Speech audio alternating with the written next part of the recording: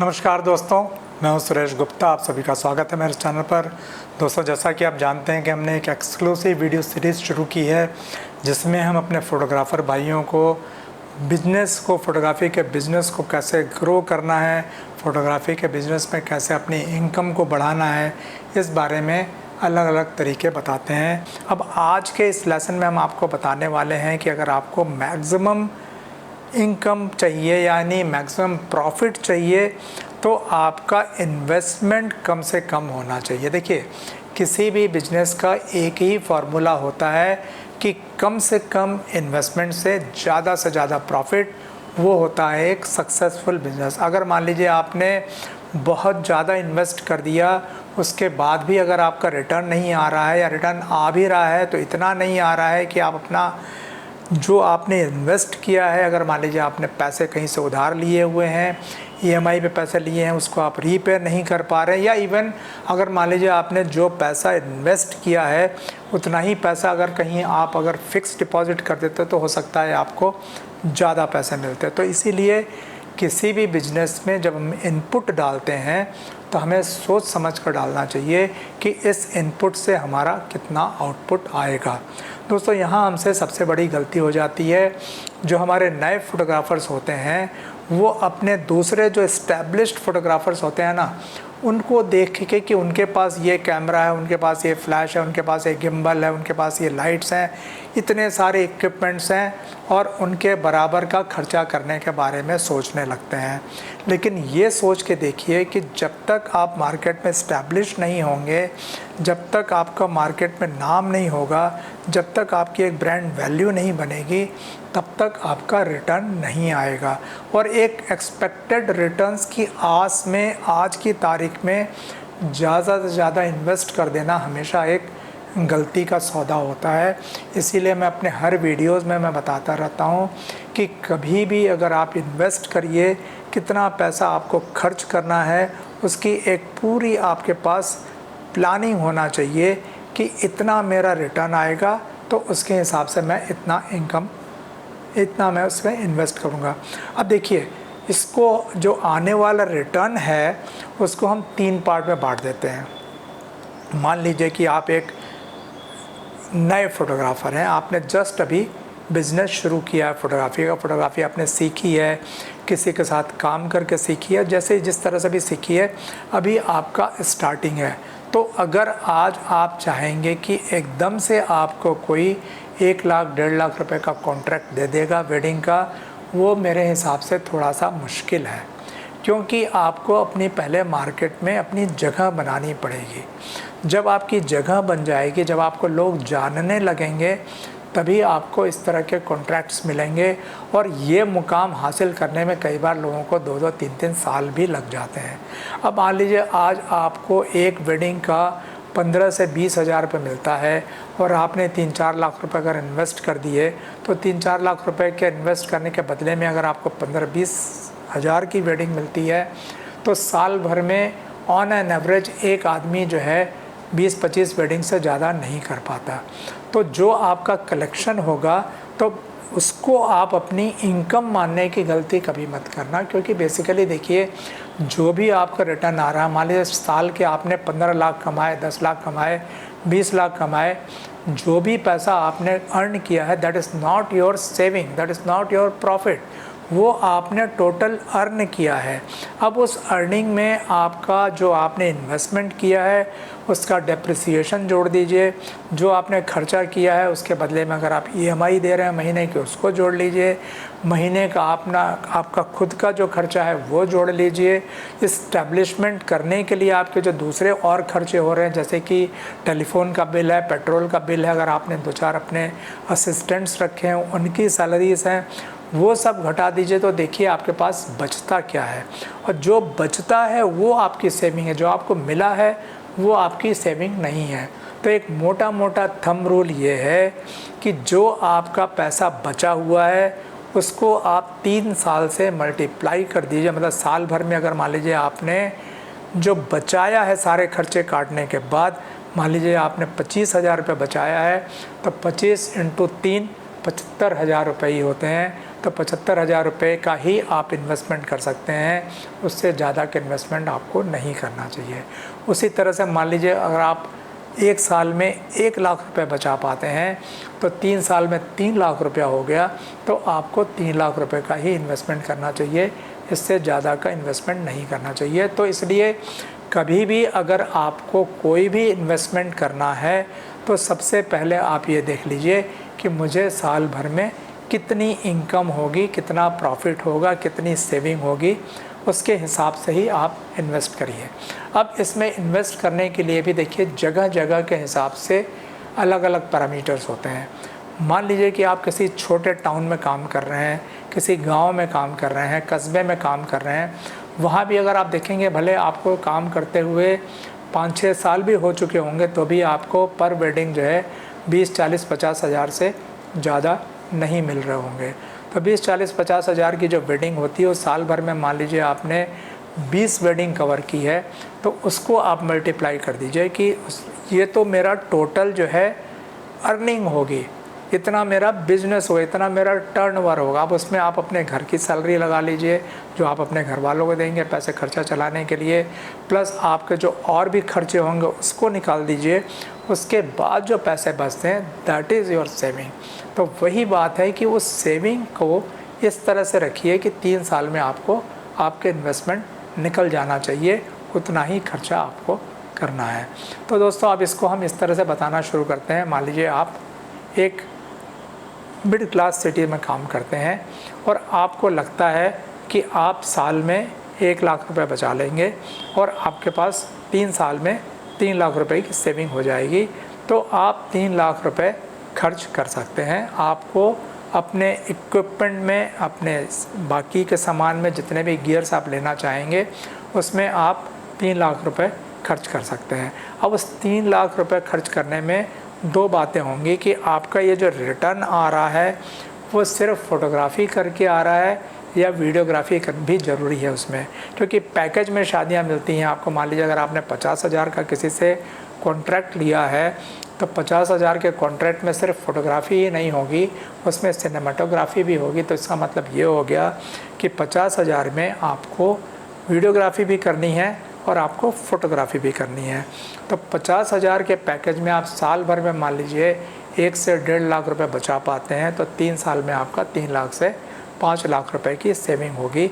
तो 3 लाख से 5 लाख रुपए में आप क्या खरीद सकते हैं वो आप देख लीजिए। आप एक मिड रेंज का स्टिल कैमरा ले लीजिए, एक मिड रेंज का आप वीडियो कैमरा ले लीजिए, आप एक अच्छा ट्राईपॉड ले लीजिए, फ्लैश ले लीजिए, लाइट्स ले लीजिए, आपके सॉफ्ट बॉक्स ले लीजिए।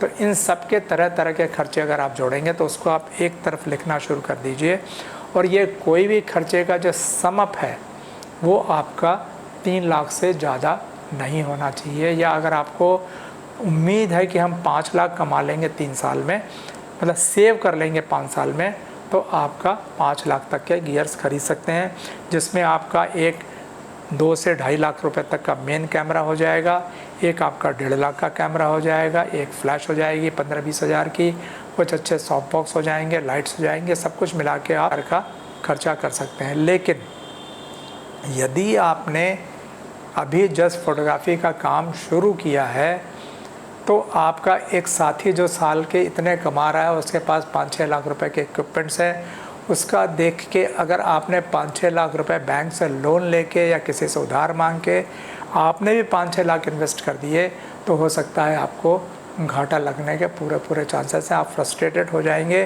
क्योंकि अगर आपने 5-6 लाख रुपए खर्च कर दिए और आपका अगर उतना रिटर्न नहीं आ रहा है तो आपको परेशानी हो जाएगी। इसीलिए मैं सबसे बोलता हूँ कि अगर आप फोटोग्राफी का बिज़नेस अभी शुरू कर रहे हैं, शुरुआत में आप जितना नीचे से शुरुआत करेंगे उतना अच्छा रहेगा। तो आपको शुरुआत करने के लिए मैं बोलना चाहूँगा कि आप 1.5 लाख के कैपिटल से शुरू कीजिए। 1.5 लाख में भी आपका बहुत अच्छा सामान आ जाएगा। 1.5 लाख में आप चाहेंगे तो आपको एक APS-C कैमरा जो होता है वो 1,20,000 तक का बहुत अच्छी कंडीशन में और बहुत अच्छे लेंसेज के साथ में मिल जाएगा। जैसे कि मान लीजिए आप कैनन का R10 लेते हैं, या आप नाइकॉन का Z52 लेते हैं, या सोनी का A6700 या A6400 लेते हैं। ये सभी कैमरे आपको 1 लाख से 1,20,000 की रेंज में विथ गुड लेंस आपको मिल जाएंगे, क्योंकि फ़ोटोग्राफी के लिए अच्छा लेंस होना भी ज़रूरी है। आपका सिर्फ किट लेंस से काम नहीं चलेगा, तो आपका चाहे कोई सा भी कैमरा हो, आपको कम से कम एक 18-140 या 18-135 या 18-150 mm के आसपास का लेंस होना बहुत ज़रूरी है। उसके बाद आपके पास एक पावरफुल फ्लैश होनी बहुत ज़रूरी है। तो ये पावरफुल फ्लैश आपको 8,000 से लेके 15,000 तक की रेंज में बहुत अच्छी मिल जाएंगी। अगर आपको कोई ज़रूरी नहीं है, आप गोडॉक्स की V1 Pro लीजिए या गोडॉक्स की V1 लीजिए, आप गोडॉक्स की TT 865, 865-2 या इवन TT 350 इनमें से कोई सी भी फ्लैश ले सकते हैं, जो कि 7,000 से 12,000 तक की रेंज में मिल जाती हैं। उसके बाद एक बहुत ज़रूरी आइटम है, आपके पास एक स्टेडी ट्राइपॉड होना बहुत ज़रूरी है। कोई शादी वगैरह में जब आप ख़ास तौर पे ग्रुप शॉट वगैरह लेते हैं तो आपको एक अच्छे ट्राइपॉड की ज़रूरत होती है। तो ट्राइपॉड भी आपका 1,500 से 2,000 के आसपास में मिल जाएगा, वो आप ले लीजिए। 8,000 से 12,000 तक की फ़्लैश ले लीजिए। उसके बाद जो पैसे बचते हैं उसमें आप देखिए कि मार्केट में आपको किस लेवल का कैमरा मिल सकता है। उसके बाद अगर आप अफोर्ड कर सकते हैं तो एक 50 mm का लेंस ज़रूर ले लीजिएगा, क्योंकि आपका जो 18-140 का लेंस होता है वो नॉर्मली 3.5 f नंबर का होता है या 4.5 f नंबर का होता है। तो कभी कभी शादियों वगैरह में जो पोर्ट्रेट लेने की ज़रूरत पड़ती है, उसके लिए आपको एक अच्छा एक बड़े f नंबर का लेंस ज़रूरत होती है। तो f1.8 या f2.8 का अगर एक प्राइम लेंस आपके पास होगा 50 mm का या 85 mm का, तो उससे इस तरह की पोर्ट्रेट फ़ोटोग्राफ़ी बहुत अच्छी होगी। तो अगर आप देखेंगे टोटल समअप करके तो 1.5 लाख के अंदर आपका एक अच्छा कैमरा आ जाएगा, साथ में एक अच्छा लेंस आ जाएगा। एक 50 mm का लेंस ले सकते हैं, एक फ़्लैश ले सकते हैं, और थोड़ी जो लाइट्स वगैरह जो होती हैं, जैसे कि सॉफ्ट बॉक्स होता है या आपका अम्ब्रेला लाइट्स होती हैं विथ स्टैंड, ये सारा सामान आप ले सकते हैं। लेकिन अगर आपने दूसरों का देख के 6 लाख, 7 लाख, 8 लाख खर्च कर दिए, तो हो सकता है कि आपको शुरुआती दौर में उतना रिटर्न नहीं आएगा, तो आपको तकलीफ़ हो सकती है। तो इसलिए मेरा ये वाला सजेशन आप हमेशा याद रखिएगा कि अगर आपकी अर्निंग ज़्यादा नहीं हो रही है शुरू में, तो उतने ज़्यादा इक्विपमेंट्स लेने की ज़रूरत नहीं है। अब यहाँ पर मैं एक चीज़ और ऐड करना चाहूँगा कि अगर आपने मन बनाया हुआ है कि मुझे अपने फ्यूचर में भी प्रोफेशनल फ़ोटोग्राफ़ी ही करनी है, तो कोशिश करें कि आप जो शुरुआती दौर में जो मैंने बताया आपको 1.5 लाख के बजट के अंदर आप एक APS-C कैमरा खरीदेंगे, उस APS-C कैमरा को न लेकर अगर आप एक फुल फ्रेम कैमरा ले लेते हैं, तो आजकल फुल फ्रेम कैमरे भी काफ़ी रीज़नेबल दाम में मिलने लगे हैं। फुल फ्रेम कैमरे के जो शुरुआती दौर के जो वेरिएंट्स हैं, जैसे कि नाइकॉन का Z5 है या कैनन का R8 है या सोनी का A7 III है, ये सारे कैमरे आपको 1 लाख से 1.25 लाख की रेंज में मिल जाते हैं। तो अगर आपके पास एक फुल फ्रेम का कैमरा हो जाता है, तो वो आने वाले फ्यूचर के लिए आपके पास एक एसेट हो जाएगा। उससे आप फ़ोटोग्राफ़ी शुरू कर दीजिए। शुरुआती दौर में अगर आपके पास महंगे लेंस लेने के लिए पैसे नहीं हो, तो आप जिस भी कंपनी का कैमरा आपने लिया है, उस कंपनी का एक 50 mm का एक प्राइम लेंस ले सकते हैं। अगर आप वो भी ना ले पा रहे हो, तो आजकल थर्ड पार्टी के लेंसेज जैसे कि माइके है, विल्ट्रॉक्स है, 7 आर्टिज़न है, इस तरह के कंपनीज़ के आप 50 mm का एक लेंस ले सकते हैं। और 50 mm का लेंस लेने के बाद आप पाएंगे कि आपका कोई भी इस तरह का लेंस जो है 22,000 से 30,000 की रेंज में मिल जाता है। तो 22 से 30,000 का आपका लेंस हो गया, 1.25 लाख का आपका कैमरा हो गया, और 10-12 हज़ार की आपकी फ़्लैश हो गई, और छोटे मोटे इक्विपमेंट्स और लेके आप 1.5 लाख से 1,60,000 के आसपास आप काम शुरू कर सकते हैं। तो मोटा मोटा तो ये है कि अगर आपको सारा सामान फर्स्ट हैंड खरीदना है, तो फ़ोटोग्राफ़ी शुरू करने के लिए आपके पास कम से कम 1.5 लाख का कैपिटल तो होना ही चाहिए। लेकिन इस 1.5 लाख के कैपिटल से आप चाहेंगे तो बहुत अच्छी फ़ोटोग्राफ़ी कर सकते हैं। आपको किसी तरह का कोई कॉम्प्लेक्स पालने की ज़रूरत नहीं है कि मेरे पास आज महंगा सामान नहीं है, इसलिए मैं फ़ोटोग्राफ़ी अच्छी नहीं कर पा रहा हूँ। किसी को पता भी नहीं चलेगा कि आपके पास कौन सा सामान है, या कोई आप 10 लाख 20 लाख हज़ार वाला इक्विपमेंट से खींचा है या आपने 1.5 लाख के इक्विपमेंट से खींचा है। सिर्फ़ और सिर्फ आप अपनी नॉलेज पे ध्यान रखिए, अपनी प्रैक्टिस करते जाइए, और दिन पे दिन अपनी जो है स्किल को ऊपर बढ़ाते रहिए। आप फोटोग्राफी में पैसा खर्च करने के बजाय, इक्विपमेंट में पैसा खर्च करने के बजाय आप अपनी स्किल को बढ़ाने के लिए कोशिश कीजिए। हो सके तो अगर आपके इलाके में कोई कोर्सेज अवेलेबल हो, आप कोर्सेज ज्वाइन कीजिए। ऑनलाइन कोर्सेज भी आजकल बहुत तरह तरह के मिलते हैं, ऑनलाइन कोर्सेज ज्वाइन कर लीजिए। यूट्यूब में तो आपको बराबर नॉलेज मिलती ही है, मैं भी आपको बराबर टाइम पे तरह तरह की नॉलेज देता रहता हूँ। आप नॉलेज गेन करते रहिए। और यहाँ पर मैं आपको एक चीज़ और सजेस्ट करूँगा, ख़ास तौर पे आप मेरे जब भी कोई वीडियोस देखते हैं तो आप कोशिश कीजिए कि अपना कैमरा हाथ में लेके बैठिए और मेरे वीडियोस को आप स्टॉप कर करके देखना शुरू कीजिए कि जो लाइंस मैं बताता जाता हूँ उसको उसी समय अपने कैमरे में प्रैक्टिस करके देखिए और देखिए कि उससे क्या इफेक्ट आता है। जैसे कि मैंने बताया था कि डिफरेंट ISO पे कैसे पिक्चर्स आती है, आपको उसको उसी समय करके देखिए। कोई नहीं मिलता है तो अपना सेल्फ टाइमर लगाकर अपनी फ़ोटो खींचिए और देखते रहिए कि आपका क्या रिज़ल्ट आ रहा है। उसी तरह से सेम फ़ोटो जो है अलग अलग अपर्चर पे खींच के देखिए, सेम फ़ोटो जो है अलग अलग शटर स्पीड पे लेके खींचिए, देखिए और आपको एक्सपेरिमेंट करके देखते रहिए कि क्या सेटिंग लगाने से फ़ोटो की क्वालिटी पे, फ़ोटो के रेजोल्यूशन पे, फ़ोटो के शार्पनेस पे क्या फ़र्क पड़ता है। तो आप पाएंगे कि धीरे धीरे आपकी प्रोफिशिएंसी जो है हर दिन बढ़ने लगती है। अब दोस्तों बात करते हैं कि मान लीजिए आपको फ़ोटोग्राफी करते हुए 1 साल 2 साल हो गया है, आपको लग रहा है कि थोड़े से पैसे भी आने लगे हैं। अब आपको 15-20 हज़ार की बजाय हो सकता है एक वेडिंग के 30-40 हज़ार मिलने लगे। हो सकता है आपने किसी से पार्टनरशिप कर ली हो सकता है आपने कोई एक फ्रीलांसर अपने साथ ऐड कर लिया हो जिसके साथ में आपने फ़ोटोग्राफी के साथ में सिनेमेटोग्राफी भी शुरू कर दी हो। तो यहाँ पर मैं सजेस्ट करूँगा कि अब आपके पास एक कैमरा और होना चाहिए। तो जो कैमरा अभी तक आपके पास एक फ़ोटोग्राफी के लिए था, अगर आपका पैकेज मान लीजिए 40-50 हज़ार के आसपास आ गया हो तो आपको एक कैमरा और ले लेना चाहिए। और वो सेकंड कैमरा जो होगा आपका वीडियोग्राफी के लिए होगा, सिनेमेटोग्राफी के लिए होगा। तो उस कैमरे में भी आप पाएंगे कि तरह तरह के अलग अलग वेरिएंट्स होते हैं। तो अगर मान लीजिए शुरुआती दौर की है फ़ोटोग्राफी कर रहे हैं आप, अभी 40-50 हज़ार का पैकेज मिल रहा है, तो आप बहुत ज़्यादा महंगा कैमरा न लेते हुए आप नाइकॉन का ही चाहें तो Z30 ले सकते हैं, आप सोनी का ZI-10 ले सकते हैं, R10 ले सकते हैं। उसमें आपका कोई ज़रूरी नहीं है कि फुल फ्रेम कैमरा ही हो, आप क्रॉप सेंसर कैमरे से भी सिनेमेटोग्राफी कर सकते हैं। लेंसेज सारे आपके वही कंफर्टेबल रहेंगे। कोशिश कीजिए हमेशा कि जो आपका स्टिल कैमरा है उसी ब्रांड का आप सिनेमेटोग्राफी के लिए भी खरीदिए, सो दैट आपके लेंसेज इंटरचेंजेबल हो जाएंगे। तो अगर आपको फ़ोटोग्राफी भी करनी है और सिनेमेटोग्राफी भी करनी है तो इनिशियल स्टेज में आपका 3-3.25 लाख के पैकेज में आपका दोनों काम हो जाएगा। अगर मान लीजिए आपको 40-50 हज़ार मिलते हैं पैकेज के, तो आप 3-3.5 हज़ार में पाएंगे कि आपको एक फुल फ्रेम का कैमरा ले सकते हैं और एक क्रॉप सेंसर कैमरा ले सकते हैं सिनेमेटोग्राफी के लिए, और बाकी फ्लैश लाइट वगैरह तो आपके पास है ही। अब उसके बाद मान लीजिए आपको लगता है कि अब आपकी इनकम थोड़ी सी और बढ़ रही है, आपको एक वेडिंग का मान लीजिए 70 हज़ार से 1 लाख के आसपास मिलने की उम्मीद है या मिलने लगा है। हालांकि मैं आपको ये बोलूँगा कि मिलने की उम्मीद पे कभी आप बहुत ज़्यादा पैसे खर्च मत करने लगिए। जब आपको मिलने लगे पैसे कि हाँ अब मैं इस लायक हो गया हूँ कि मुझे इतने के पैकेज मार्केट में ऑफ़र हो रहे हैं, तो ही आप अपना परचेस बढ़ाइए।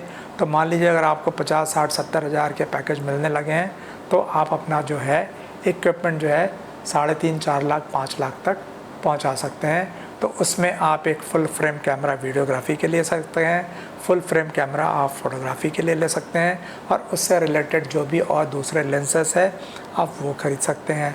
अब मान लीजिए आपको फ़ोटोग्राफी करते करते इतना टाइम हो गया है कि आपको 1 लाख से ऊपर के पैकेज मिलने लगे हैं। तो 1 लाख के ऊपर से पैकेज मिलने लगे हैं तब तो आप कम से कम 7-8 लाख का कैमरा ख़रीद सकते हैं। 7-8 लाख के कैमरे में आपका एक फुल फ्रेम कैमरा आपका वीडियोग्राफी के लिए हो जाएगा, एक फुल फ्रेम कैमरा आपका फ़ोटोग्राफी के लिए हो जाएगा, और उससे रिलेटेड जितने भी लेंसेस है आपके, जैसे कि मान लीजिए 24-70 है, f2.8 का है, और उसके बाद में आपका अगर लेना चाहें तो 70-200 f2.8 वो भी ले सकते हैं, लेकिन सबकी कॉस्ट जो है करीब करीब जितने का कैमरा होता है लगभग उतनी ही लेंस की कॉस्ट भी आती है। तो मान लीजिए अगर आपका 1.5 पौने 2 लाख का कैमरा है तो लेंस भी आपका 1.5 लाख 2.5 लाख इवन 275 तक के लेंसेज आते हैं। तो आप उस चीज़ के लिए तैयार रहिए कि आपका टोटल इन्वेस्टमेंट जो हो रहा है, फार्मूला आपका वही रहेगा कि जितना आपने इन्वेस्टमेंट किया है वो आपका 3 साल के अंदर सेविंग से रिकवर हो जाना चाहिए। अगेन अर्निंग से नहीं, जितना आपने टर्नओवर किया है उससे नहीं, टर्नओवर के बाद सारे खर्चे काटने के बाद जो आपने बचाया है वो 3 साल में आपका रिकवर हो जाना चाहिए।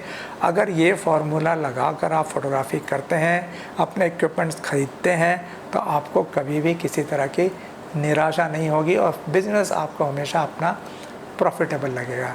तो दोस्तों, उम्मीद करते हैं कि आपको समझ में आया होगा कि मुझे कितने का क्या ख़रीदना है। शुरुआती दौर में आपको बहुत ज़्यादा इन्वेस्ट नहीं करना है, उतना ही करना है जितनी की रिकवरी आसानी से हो जाए। अब यहाँ पर जाते जाते एक चीज़ मैं और बोलना चाहूँगा कि कोई ज़रूरी नहीं है कि हर इंसान के पास 1.5 लाख रुपए की भी व्यवस्था हो पाए। अब मान लीजिए आप कल तक किसी स्टूडियो में काम करते थे, किसी फ़ोटोग्राफ़र के साथ काम करते थे, फ़ोटोग्राफ़ी तो आपने सीख ली है, लेकिन अभी आप सैलरीड बेसिस पे ही काम करते थे, तो आपके पास कोई फ़ंड इकट्ठा नहीं है, आपके पास कोई कैपिटल नहीं है। लेकिन अगर आप अपनी इंडिपेंडेंट फ़ोटोग्राफ़ी करना चाहते हैं और आपके पास अनुभव तो अच्छा है, तो आपसे मैं यही बोलूँगा कि आप फ़र्स्ट हैंड कैमरा मत खरीदिए, आप सेकंड हैंड कैमरा खरीदिए, क्योंकि आपको अनुभव तो हो गया है कैमरे कैसे होते हैं। कैमरे में देखा जाए तो मोटा मोटा ख़राब होने की बहुत ज़्यादा गुंजाइश चीज़ें नहीं रहती हैं, देख सुन के लीजिए। हो सकता है जिन लोगों के पास आप काम कर रहे थे उनसे ही ख़रीद लीजिए, जिस कैमरे से आप 3 4 5 साल से काम करते आ रहे हों, आप उसी कैमरे को अपने ओनर से बोलिए कि ये कैमरा आप मुझे दे दीजिए, उसके बदले में वो जो पैसे मांगे आप दे सकते हैं। तो आप पाएंगे कि फर्स्ट हैंड क्रॉप सेंसर के भी आधी से कम कीमत में आपको फुल फ्रेम का कैमरा मिल जाएगा। तो मेरे वो सभी साथी लोग जो कि फ़ोटोग्राफ़ी की थोड़ी अच्छी नॉलेज रखते हैं, मैं उन सबको सजेस्ट करूंगा कि आप second hand full frame camera खरीद लीजिए, फ्लैश नहीं खरीदिए, हो सके तो लेंसेस नए खरीदिए, कैमरा बॉडी आप आधी कीमत पे या 1/4 कीमत पे फुल फ्रेम ले सकते हैं। तो फुल फ्रेम बॉडी आपको बाज़ार में 25,000, 30,000, 40,000, 50,000 जैसी भी मिलती है आप ले सकते हैं। और कोई ज़रूरी नहीं है कि आप मिररलेस की खरीदें, अभी भी DSLR मार्केट में बहुत मिल रहे हैं, और चूँकि मिररलेस का क्रेज़ मार्केट में बहुत ज़्यादा है, तो पुराने फ़ोटोग्राफ़र्स अपने पुराने DSLR बेच के मिररलेस की तरफ भाग रहे हैं। तो अगर आपको कोई DSLR कैमरा जैसे कि नाइकॉन का 850 है, कैनन का 6D Mark IV है, Mark V है, इस तरह का कोई मिल जाता है कैमरा, अच्छे दाम पे मिल जाता है, उसको आप ले लीजिए, उससे बहुत अच्छी फ़ोटोग्राफ़ी होगी। और ये कैमरे बहुत मजबूत भी हैं, इनमें ख़राब होने का कुछ भी नहीं है। तो आप वो कैमरा अगर आपको 30, 40, 50,000 जिस भी रेंज में मिल जाता है आप ले लीजिए और अपना काम शुरू कीजिए। और जैसे जैसे आपकी अर्निंग बढ़ती जाती है उसके बाद तो स्काई इज़ द लिमिट, आप जो चाहें वो खरीद सकते हैं। लेकिन मैं फिर से रिपीट करना चाहता हूँ कि शुरुआती दौर में कभी भी बहुत ज़्यादा इन्वेस्टमेंट मत करिए, बहुत ज़्यादा इन्वेस्टमेंट आपको कभी परेशानी के दौर में डाल सकता है। तो आप कम से कम इन्वेस्टमेंट से अपना काम शुरू कीजिए, काम अच्छा कीजिए, मेहनत कीजिए, परफेक्ट अपना एक एक चीज़ में परफेक्शन लाइए और अपने कस्टमर को इन्फ्लुएंस करने की कोशिश कीजिए।